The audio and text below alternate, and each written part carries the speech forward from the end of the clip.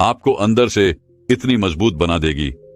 यह आज की गौतम बुद्ध की प्रसिद्ध कहानी कि आप अपनी जिंदगी की मुश्किल और डरावनी परिस्थिति में भी स्थिर रहकर हंसी खुशी उस परिस्थिति को हराकर बड़ी से बड़ी सफलता आसानी से हासिल कर पाओगे।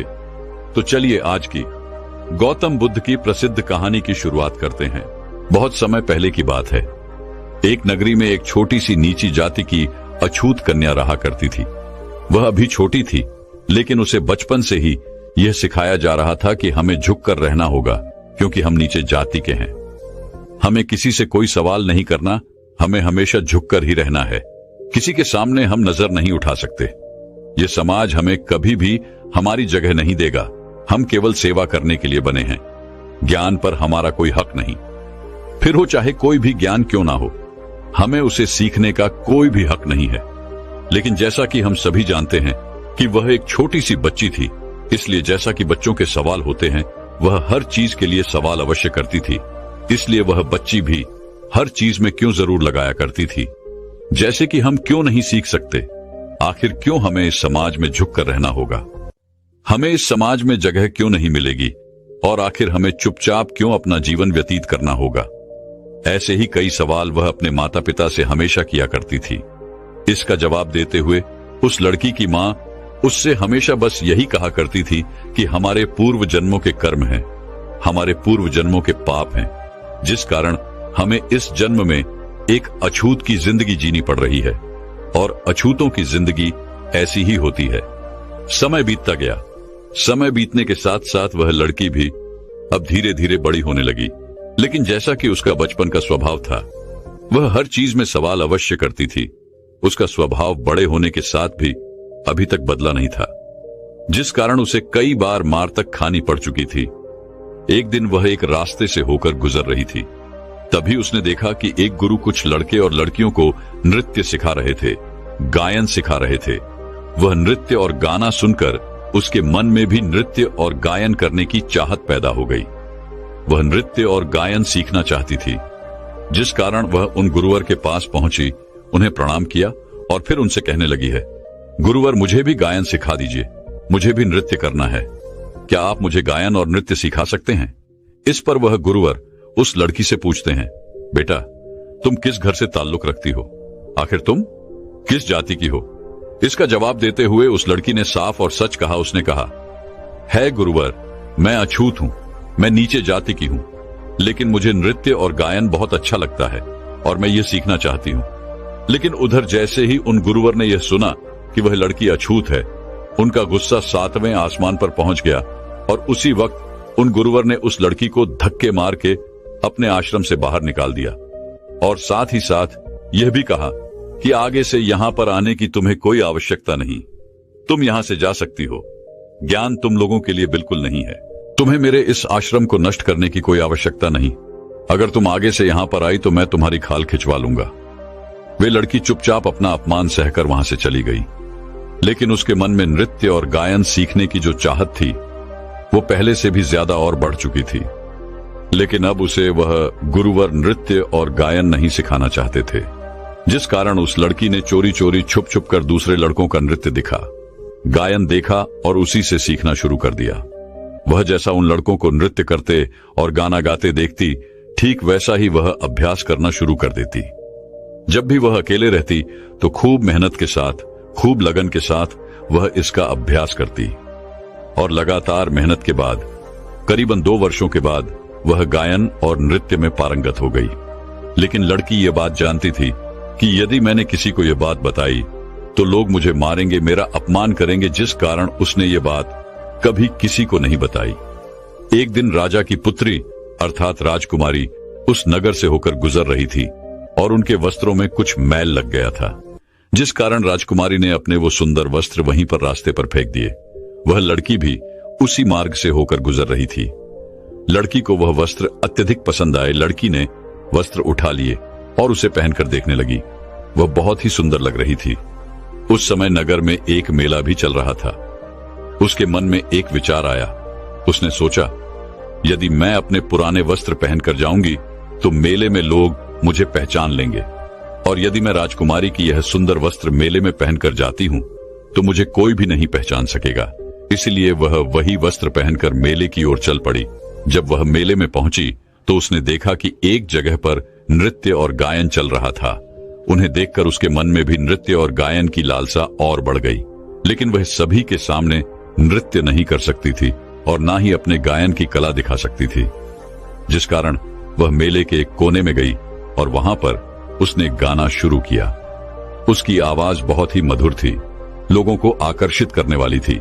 जब वह एकांत में गाना गा रही थी, तभी उसकी आवाज मेले में ही खड़े एक व्यक्ति ने सुनी और वह उस आवाज का पीछा करते हुए उस लड़की तक पहुंच गया। जब वह व्यक्ति उस लड़की तक पहुंचा तो यह देखकर वह लड़की आश्चर्यचकित रह गई। उस व्यक्ति ने कहा, बेटा, तुम्हारी आवाज बहुत मधुर है, यह मुझे आकर्षित कर रही थी और जिस कारण मैं तुम्हारी आवाज का पीछा करते हुए यहां तक आ गया। क्या तुम मेरे लिए मेले में एक बार गाना गा सकती हो?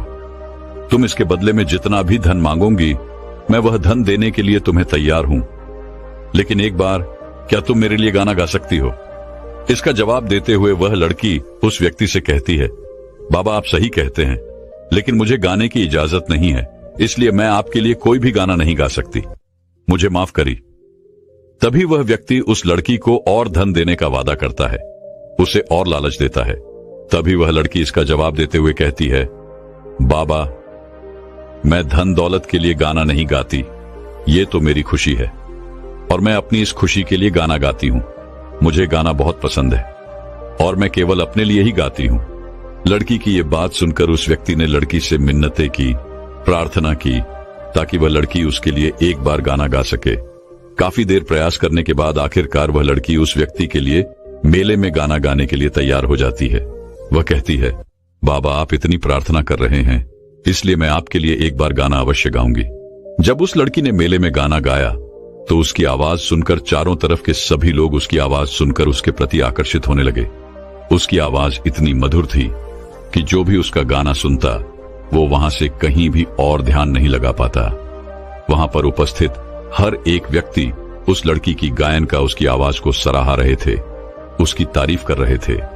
उसी मेले में राजा का एक अधिकारी भी था जो उस लड़की की आवाज सुनकर पूरी तरह से मंत्रमुग्ध हो चुका था। उसके मन में यह ख्याल आया, यदि मैं राजा के पास इस लड़की को ले जाऊं और इससे वहां पर गायन करवाओ तो मैं अत्यधिक धन कमा सकता हूं। राजा अत्यधिक प्रसन्न होंगे और मुझे मुंह मांगी रकम भी मिल जाएगी।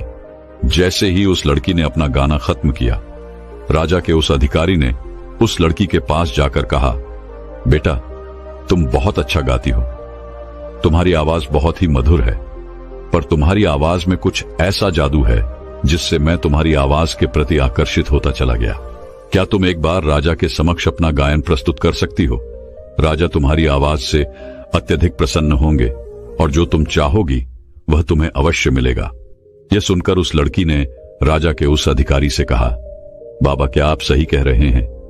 यदि मैं राजा को अपने गायन से, अपनी आवाज से प्रसन्न कर पाऊं तो मैं जो मांगूं क्या वो मुझे मिलेगा?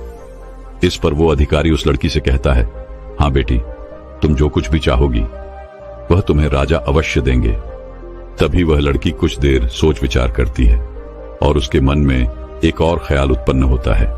वह कहती है, पर बाबा, आप मुझे नहीं जानते, मैं राजा के सामने नहीं गा सकती, पहले मेरे बारे में जान तो लीजिए कि मैं कौन हूं। लड़की की यह बात सुनकर राजा का वह अधिकारी उस लड़की से कहता है, बेटा, एक कलाकार की पहचान उसकी कला से की जाती है और तुम तो एक बहुत ही पहुंची हुई कलाकार हो, इससे ज्यादा और क्या जानना है? उस अधिकारी के मुख से यह बात सुनकर लड़की बोली, बाबा, आप जो कह रहे हैं क्या यह सच है? क्या वाकई में कलाकार की पहचान केवल कला से की जाती है? क्या मैं अपनी कला से राजा को खुश कर सकती हूं?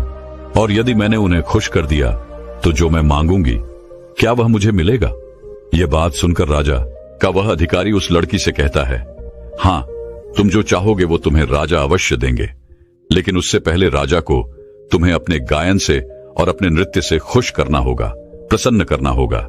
यह बात सुनकर वह लड़की राजा के पास जाने के लिए तैयार हो जाती है और उस अधिकारी से कहती है, बाबा, अगर आप इतना कह रहे हैं तो ठीक है, मैं आपके साथ चलने के लिए तैयार हूं और मुझे खुद पर पूरा यकीन है कि राजा मेरा गायन सुनकर अत्यधिक प्रसन्न अवश्य हो जाएंगी। इतना कहकर वह लड़की राजा के उस अधिकारी के साथ चल पड़ती है। वह अधिकारी उस लड़की को भरे दरबार में राजा के सामने ले जाता है और राजा से कहता है महाराज, आपने आज तक एक से बढ़कर के एक गायन देखे होंगे, सभी के गाने भी आपने सुने होंगे, लेकिन जो बात इस लड़की की आवाज में है, इस लड़की की गायन में है, वह आपको आज से पहले कभी नहीं मिला होगा। इस लड़की की आवाज इतनी मधुर है, इतनी आकर्षित है कि आप एक बार इसका गायन लेंगे तो इस लड़की की आवाज के प्रति मंत्रमुग्ध हो जाएंगे। इसलिए आज्ञा दें और इस लड़की को इस भरे दरबार में एक बार गाने का सुनहरा मौका भी दें। राजा अपने उस अधिकारी की ये सारी बातें सुनकर अत्यधिक प्रसन्न था। उसने उस अधिकारी से कहा, यदि तुम इतनी यकीन के साथ कह रहे हो तो अवश्य ही यह लड़की बहुत अच्छा गाती होगी। इसलिए इस लड़की से कहो कि अपना गायन शुरू करें। हम भी देखना चाहते हैं कि इसकी आवाज कितनी मधुर है। हम भी तो यह देखें कि आखिर बाकी सब गायकों से कितनी अलग है और इसमें ऐसी क्या खास बात है। राजा की आज्ञा पाकर वह लड़की भरे राज दरबार में अपना गाना शुरू करती है। गाना सुनकर राज दरबार में उपस्थित हर एक व्यक्ति उस लड़की की आवाज की तारीफ करते तक नहीं रहा था। सभी बड़े खुश थे। राजा भी अपने आप को उस लड़की की प्रशंसा करने से रोक नहीं पाया। राजा ने उस लड़की की बहुत प्रशंसा की और खुश होकर अपने गले का कीमती हार उस लड़की को निकाल कर दे दिया और उस लड़की से कहा, बेटा, तुम जो मांगना चाहती हो मांग सकती हो। तुम्हारे अंदर वो प्रतिभा है जो आज तक हमने किसी गायक के अंदर नहीं देखी। तुम्हारी आवाज बहुत ही मीठी और मधुर है। तुम्हारी आवाज सभी को आकर्षित कर लेती है और हम तुम्हारे गायन से बहुत प्रसन्न हैं। तुम जो मांगोगी वह हम तुम्हें देने के लिए तैयार हैं। राजा के मुख से यह बात सुनकर वह लड़की अत्यधिक प्रसन्न हो गई। उसने राजा से कहा, है राजन, क्या आप सच कह रहे हैं? मैं जो कुछ मांगूंगी क्या वह आप मुझे दे सकेंगे? इस पर राजा ने कहा, हां बेटी, तुम जो मांगोगी मैं तुम्हें वह देने के लिए तैयार हूं। तुम एक बार मांग कर तो देखो। तभी वह लड़की राजा से कहती है, हर गांव के बाहर एक छोटी सी बस्ती होती है। उस बस्ती में नीचे जात के लोग रहते हैं, यानी अछूत लोग रहते हैं, जिन्हें पढ़ने लिखने का कोई हक नहीं, ज्ञान प्राप्त करने का कोई हक नहीं। इसलिए मैं आज आपसे बस इतना ही मांगना चाहती हूं कि उन्हें पढ़ने लिखने का हक दे दीजिए, उन्हें उनका अधिकार दे दीजिए। लड़की की यह बात सुनकर राजा उस लड़की से कहता है, बेटा, जिस तरह से तुम पूरे दिल से गाती हो, तुम्हारा मन बिल्कुल साफ है। ठीक उसी प्रकार तुम्हारा मन बहुत अच्छा भी है, लेकिन ये अधिकार मैं उन्हें नहीं दे सकता। ये सब उनके पिछले जन्मों के पाप है, उनके पिछले जन्मों के कर्म हैं, जिस कारण उन्हें इस जन्म में उन कर्मों को भुगतना ही पड़ेगा। लेकिन आखिर तुम उन अछूतों की तारीफ क्यों कर रही हो? तुम उनके लिए ये सारी चीजें क्यों मांग रही हो? इससे अच्छा होगा कि तुम अपने लिए कुछ मांगो। तभी वह लड़की बिना डरे सबके सामने यह कह देती है महाराज, मैं भी एक अछूत कन्या ही हूं और जैसा कि आपने कहा था, मैं जो मांगूंगी वह आप मुझे अवश्य देंगे। तो जैसा कि आपने वादा किया था, इस वादे को आपको निभाना होगा। मुझे मेरा हक मिलना ही चाहिए। जैसे ही लड़की के मुख से भरे दरबार में यह निकला कि वह एक अछूत कन्या है, सभी यह बात सुनकर बहुत ही क्रोधित हो गए। सभी बड़े हैरान रह गए। एक अछूत कन्या राज्यसभा में आई कैसे? राजा ने अधिकारी की तरफ देखा। राजा की आंखों में क्रोध था। यह देखकर अधिकारी ने तुरंत ही राजा से कहा, है महाराज, मुझे माफ करें, ये कन्या अछूत है। इसके बारे में मुझे तनिक भी पता नहीं था। इसकी वेशभूषा आप देख सकते हैं, यह किसी राजकुमारी से कम नहीं दिखती। इसने मुझे भी धोखा दिया है। इसकी वेशभूषा देखकर मैं धोखा खा गया। इसके कपड़े अछूतों की तरह बिल्कुल नहीं है। वहां पर बैठे सभी लोग क्रोधित हो गए, चिल्लाने लगे, महाराज, इस अछूत कन्या के इस अपराध के लिए इसे भयानक दंड मिलना चाहिए, ताकि भविष्य में ऐसी कोई गलती ना कर सके जिस कन्या को महल के सामने से भी होकर नहीं गुजरना चाहिए था। वह कन्या महल के अंदर आ चुकी है। कुछ लोग तो इतना क्रोधित हो चुके थे कि उन्होंने अपनी तलवार तक निकाल ली थी, लेकिन इसके बावजूद वह लड़की बिल्कुल नहीं डरी।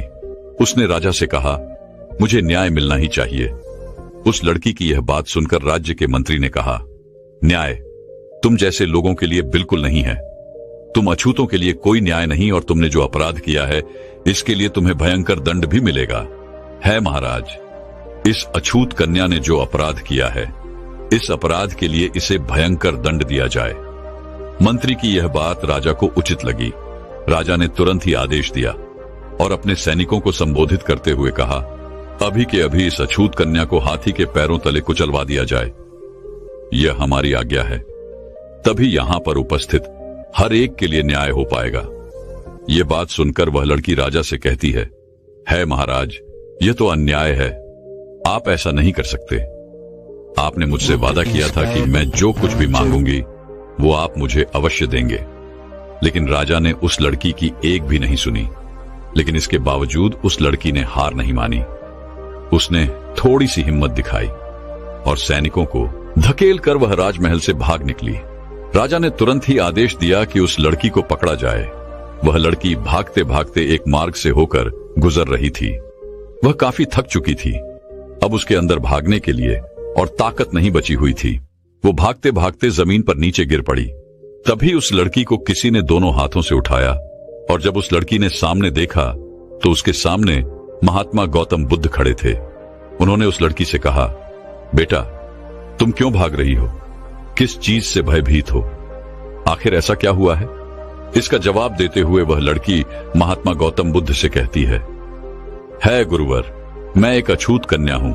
मैं नीची जाति की हूं, जिस कारण राजा ने मुझे मृत्यु दंड दिया है। वह मुझे हाथियों के पैरों तले कुचलवा देना चाहते हैं। लड़की के साथ जो कुछ हुआ था उसने सब कुछ साफ साफ महात्मा गौतम बुद्ध को बता दिया। तभी वहां पर राजा के कुछ सैनिक दौड़ते हुए आ पहुंचे और वह बुद्ध से कहते हैं बुद्ध, यह लड़की अपराधी है और इसे राजा ने मृत्यु दंड दिया है, इसलिए इसे बचाने की कोशिश न करें। इसे हमें सौंप दें, हमें इसे ले जाने दें। तभी महात्मा बुद्ध मुस्कुराए और उन सैनिकों से कहते हैं, जाओ और अपने राजा से कह दो कि वो ही इसे आकर यहां से ले जाए। सैनिकों ने तुरंत ही राजा को यह बात बताई। राजा भी वहां पर आ पहुंचे और वह महात्मा बुद्ध से कहते हैं बुद्ध, यह एक अपराधी है। इसे हमने मृत्यु दंड दिया है। कृपया इसे हमें ले जाने दे। तभी महात्मा बुद्ध ने राजा से कहा, राजन, इसने ऐसा क्या अपराध किया है? तभी राजा इस बात का जवाब देते हुए कहता है बुद्ध, यह एक नीची जाति की है। यह एक अछूत कन्या है। ये सब जानते हुए भी ये महल के अंदर तक आ गई। जिन लोगों को किसी तरह की विद्या, किसी तरह का ज्ञान हासिल करने का कोई अधिकार नहीं है, लेकिन इसने चोरी चोरी नृत्य और गायन भी सीखा है। ये इसका एक अपराध ही तो है। तभी महात्मा बुद्ध राजा से कहते हैं, राजन, किसी भी व्यक्ति की पहचान उसके गुणों और उसके कर्मों से की जाती है। और यह लड़की तो साहसी भी है, समझदार भी है और इसके अंदर कई गुण भी है और तो और यह एक कलाकार भी है। और तुमने तो इसे वचन भी दिया था कि तुम जो मांगोगी वो तुम्हें अवश्य मिलेगा। इसने आपको अपनी कला से प्रभावित किया, आपको और आपके पूरे राजदरबार को खुश किया और उसके बाद इसने मांगा भी। तो क्या अपने लोगों के लिए ज्ञान और तो कुछ नहीं। इसी से आप समझ सकते हैं कि यह कितनी महान है, इसका कर्म कितना महान है। लेकिन राजन, तुमने कैसे कर्म किए? तुम वचन देकर भी पीछे हट गए। जिसे तुम्हें इनाम देना था उसे तुम मृत्यु दंड देने लगे। अब तुम बताओ कि तुम्हारे कर्म कैसे हैं? क्या इसकी प्रशंसा करनी चाहिए या फिर तुम्हारे कर्मों की बुराई? मेरी नजर में यह लड़की कोई अछूत नहीं है। झूठे तो तुम हो। राजन, इस लड़की के सामने तुम्हारे कर्म कितने छोटे हैं। बुद्ध की ये सारी बातें सुनकर राजा शर्मिंदा हो गया और महात्मा बुद्ध के सामने वह कुछ नहीं कह सका। तभी आगे राजा ने बुद्ध से कहा, बुद्ध, मुझे अपनी गलती का एहसास हो गया है। आज से इस लड़की की सुरक्षा की जिम्मेदारी मेरी है और इसने जो मांगा है इसे भी वह अवश्य मिलेगा। इतना कहकर वह राजा वहां से चला गया। तभी वह लड़की महात्मा बुद्ध से कहती है गुरुवर, क्या आप जाति प्रथा पर यकीन नहीं करते? क्या आप हमें अछूत नहीं मानते? क्या आपको हमारे साथ रहने पर कोई फर्क नहीं पड़ता? लोग कहते हैं कि हमारा साया भी जिन पर पड़ जाता है वे लोग पापी हो जाते हैं, उनके कर्म निष्प्रभाव हो जाते हैं। लड़की की यह बात सुनकर बुद्ध मुस्कुराने लगे और उस लड़की से कहते हैं, पुत्री, याद रखना कि हमारे कर्म ही हमें ऊंचा बनाते हैं और हमारे कर्म ही हमें नीचा भी बनाते हैं। इसके अलावा कुछ भी, कोई भी नीचा या ऊंचा नहीं होता। सब एक ही है और सब एक ही समान है। ये प्रकृति हम सभी का पालन पोषण एक जैसे ही करती है। ये हमें कोई भेदभाव नहीं रखती। भेदभाव करना हम मनुष्यों का स्वभाव जो भी है, इसे आज नहीं तो कल बदलना ही होगा। इसलिए तुम्हारे जीवन में चाहे कितनी भी परेशानियां, चाहे कैसी भी कठिन परिस्थितियां सामने क्यों ना हो, कभी हार मत मानना और कभी भी सच का साथ मत छोड़ना। जो लोग अपने जीवन में सत्य की राह पर चलते हैं और कभी हार नहीं मानते, उन्हें जीतने से कोई नहीं रोक सकता। वे लोग उस मंजिल को पा ही लेते हैं जिसके लिए वो आगे बढ़ते हैं, और जो व्यक्ति हार कर बैठ जाता है वह कभी भी जीत नहीं सकता। वह हमेशा हारा हुआ ही रहेगा और वह उसे कभी नहीं पा सकता जो वह पाना चाहता है, बल्कि उनसे तो वह भी छीन लिया जाता है जो उनके पास है। इसलिए हमेशा कोशिश करते रहना चाहिए, आगे बढ़ते रहना चाहिए, तभी आप सफल हो पाएंगे, तभी आपको सफलता अवश्य मिलेगी। तो दर्शकों, चलिए अब किस्मत श्रेष्ठ है या कर्म श्रेष्ठ है, इस विषय पर एक प्रसिद्ध रोचक कहानी की शुरुआत करते हैं। दोस्तों, बहुत समय पहले की बात है, एक नगर में महात्मा बुद्ध ठहरे हुए थे। तभी वहां पर एक किसान आया और वह महात्मा बुद्ध से कहता है, हे बुद्ध, मेरी किस्मत बहुत खराब है। मैं जो भी काम करता हूं वो सब बिगड़ जाता है। मुझे मेरी मेहनत का कोई फल नहीं मिल पाता। मैं एक किसान हूं, मैं खेती करता हूं, लेकिन मेरी फसल कभी अच्छी नहीं हो पाती और इसी वजह से मैं बहुत परेशान रहता हूं। पता नहीं क्यों मेरे साथ ही ऐसा क्यों होता है। इसके उपाय के लिए मैंने कई साधु संतों से बात की, कई ज्ञानियों से उनकी राय ली। उन्होंने जो कुछ भी कहा मैंने वो सब कुछ किया। मैंने सभी तरह के अनुष्ठान, पूजा पाठ और यहां तक कि हर प्रकार के कार्य करके देख लिए, लेकिन फिर भी मुझे इसका कोई लाभ ही नहीं मिल रहा। और वहीं पर मेरे अन्य गांव वाले, उन सब की फसल बहुत अच्छी होती है, जबकि वो अपने खेतों में उतनी मेहनत भी नहीं करते, लेकिन फिर भी उनकी फसलें हमेशा ही बहुत अच्छी होती हैं। मैंने सुना है कि आप सभी की समस्या का समाधान करते हैं, इसीलिए मैं आज आपके पास आया हूं। क्या आप मेरी समस्या का समाधान कर सकते हैं? हे तथागत, क्या आप मेरी किस्मत बदल सकते हैं? उस किसान की सारी बातें सुनकर महात्मा बुद्ध मुस्कुराने लगे और उस किसान से कहते हैं, भंते, तुम्हारी किस्मत तो पहले से ही बहुत अच्छी है, सब कुछ तो तुम्हारे पास ही है, फिर भला तुम ऐसा क्यों कहते हो कि तुम्हारी किस्मत अच्छी नहीं है? इस बार वह किसान महात्मा बुद्ध के इस प्रश्न का जवाब देते हुए कहता है, हे तथागत, मेरे पास क्या है? मेरी किस्मत इतनी खराब है कि जिस भी काम में मैं हाथ लगाता हूं वो सारे काम बिगड़ जाते हैं। मैं चाहकर भी अपने खेतों में अच्छी फसल नहीं उगा पाता, जबकि वहीं पर मेरे गांव के अन्य लोग अच्छी फसलें उगा लेते हैं और वे लोग मेरी इतनी मेहनत तक नहीं करते। तो ऐसे में भला मेरी किस्मत कैसे अच्छी है? इस बार महात्मा बुद्ध मुस्कुराते हुए उस किसान से कहते हैं, भंते, तुम्हारे पास एक स्वस्थ शरीर है, तुम्हारे सभी अंग अच्छी तरह से काम करते हैं, तुम्हारा मस्तिष्क भी अच्छी तरह से काम करता है और तुम्हारे पास अच्छी खासी जमीन भी है। भला तुम्हारे पास किस चीज की कमी है? अगर ऐसे देखा जाए तो तुम्हारी किस्मत तो बहुत अच्छी है। इस पर वह किसान महात्मा बुद्ध से कहता है, हे तथागत, मेरी समस्या यह नहीं है। मेरी समस्या तो यह है कि जिन भी कार्यों में मैं हाथ डालता हूं वह कार्य बिगड़ क्यों जाते हैं। रही बात जमीन, अच्छा शरीर, अच्छा मस्तिष्क और अच्छे अंगों की, तो वह तो सभी के पास है। मेरे सभी गांव वालों के पास भी है और उनके पास अच्छी जमीन भी है और तो और उनके पास अच्छी फसल भी है। इसी कारण वे लोग हमेशा सुखी रहते हैं, लेकिन मेरे खेतों में तो अच्छी फसल हो ही नहीं पाती। हर वर्ष मुझे एक भारी नुकसान झेलना पड़ता है। क्या आप मुझे कोई इसका उपाय बता सकते हैं? क्या ऐसा कोई मंत्र है, क्या ऐसा कोई तरीका है जिससे मेरी किस्मत एक बार फिर से चमक जाए?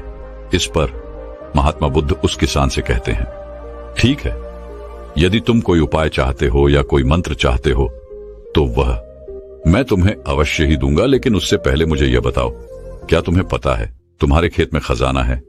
यह सुन वह किसान थोड़ा आश्चर्यचकित हुआ और वह महात्मा बुद्ध से तुरंत ही बोल पड़ा, हे बुद्ध, आप ये क्या कह रहे हैं? मेरे खेत में खजाना है और ये मुझे पता तक नहीं। बताइए वह खजाना कहां है, मैं अभी उसे जाकर निकाल लूंगा। बताइए बुद्ध, वह खजाना कहां है?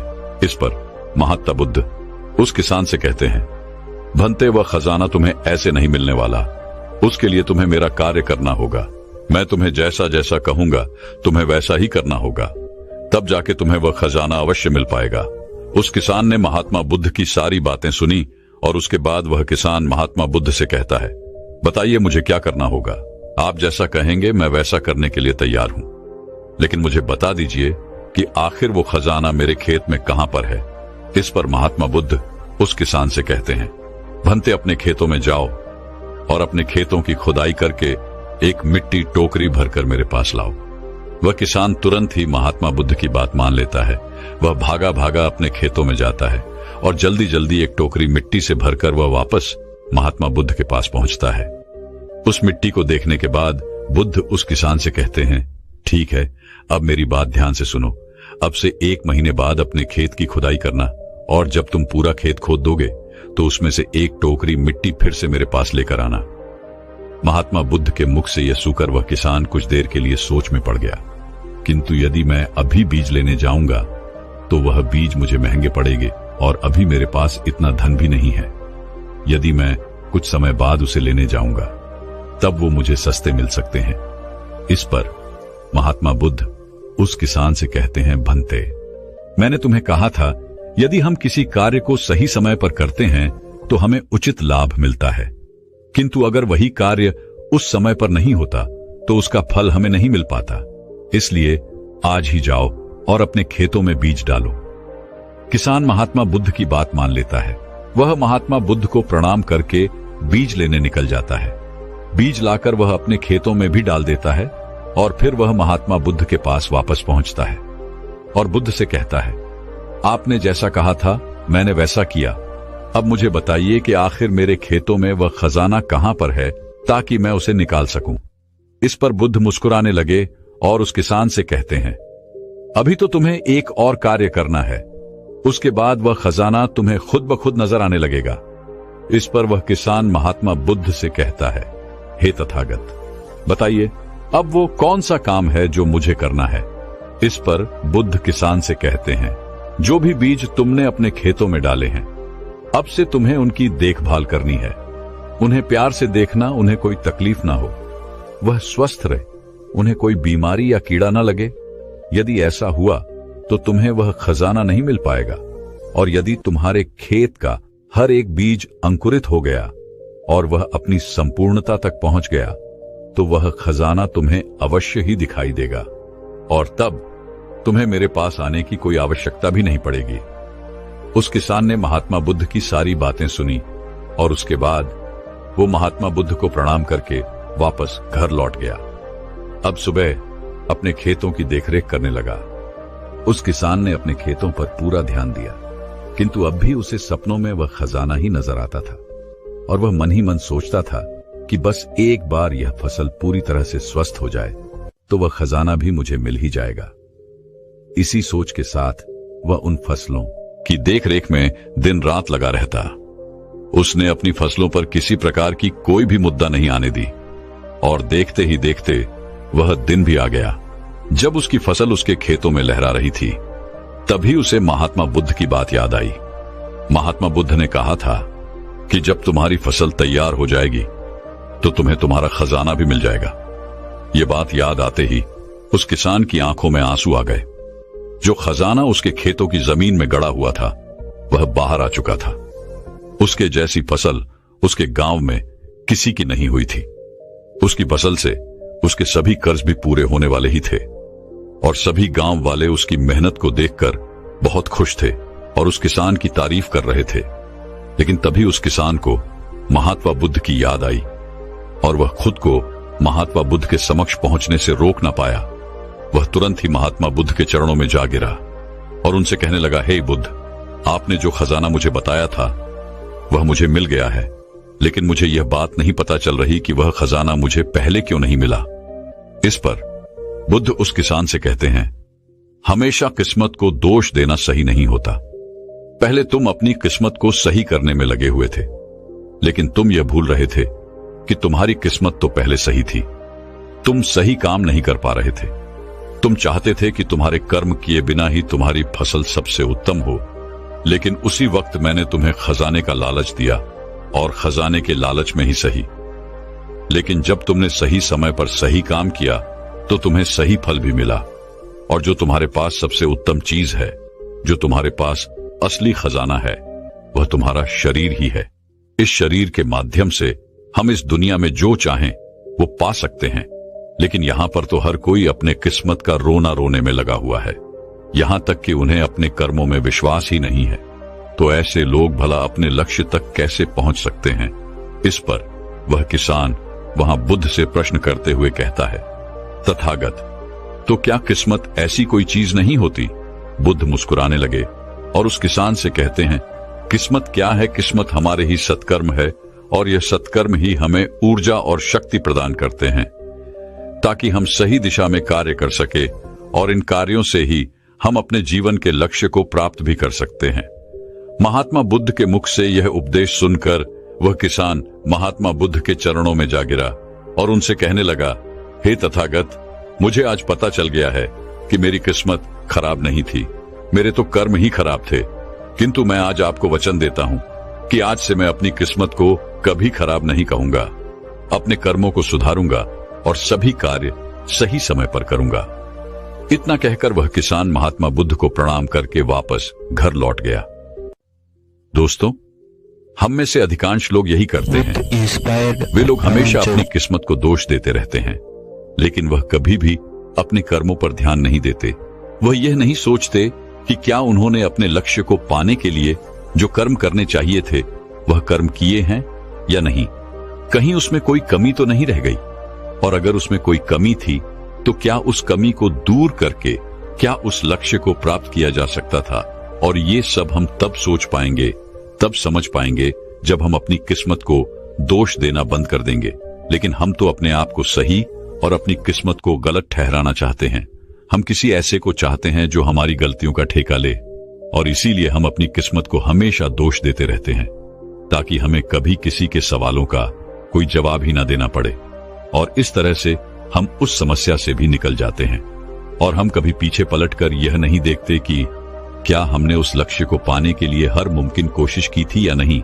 हमसे कहीं पर कोई गलती तो नहीं हुई थी, क्योंकि हमें तो लगता है कि यह सब तो किस्मत का खेल है, और भला किस्मत से कौन जीत सकता है। आपने अपने आसपास भी ऐसे कई लोगों को देखा होगा जो लोग अपने लक्ष्य को प्राप्त ना कर पाने पर रोते हैं, चिल्लाते हैं, और जब उनसे कोई उनकी असफलता का कारण पूछता है तो वह यही कहते हैं कि वह तो मेरी किस्मत में था ही नहीं। लेकिन यहां पर आप एक वास्तविकता भूल रहे हैं। इस दुनिया में ऐसे कई सारे लोग हैं जो अपने कर्म पर ध्यान देते हैं। वह अपने कर्म को कभी नहीं छोड़ते, भले ही वो अपने लक्ष्य को पहुंच पाने में असफल हो जाए, लेकिन फिर भी वो अपने कर्म पर विश्वास रखते हैं। और जो लोग अपने कर्म पर विश्वास रखते हैं वो लोग कभी ये नहीं कहते कि उनकी तो किस्मत ही खराब थी, बल्कि वह दोबारा फिर से एक बार पूरी शक्ति से उस लक्ष्य को पाने की कोशिश करते हैं। और यह कोशिश वो तब तक करते रहते हैं जब तक कि उन्हें उनका लक्ष्य मिल नहीं जाता। ऐसे ही एक छोटी सी कहानी है, और यह वास्तविक है।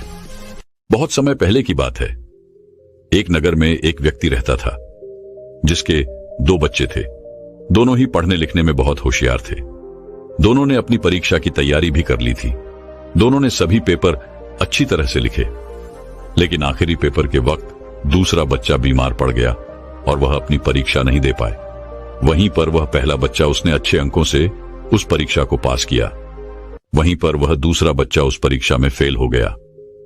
इस पर वह पिता अपने बेटे को सांत्वना देते हुए कहता है, कोई बात नहीं बेटा, तुम्हारी तो किस्मत ही खराब थी, वरना तुम भी अच्छे नंबरों से पास हो सकते थे। लेकिन ठीक है, तुम एक बार फिर से कोशिश करना। इस पर वह दूसरा बच्चा अपने पिता से कहता है, पिताजी मेरी किस्मत खराब नहीं थी, मेरी तबीयत खराब हो गई थी, लेकिन कोई बात नहीं, मैं फिर कोशिश करूंगा और इस बार मैं और भी अच्छे नंबर से पास होकर दिखाऊंगा।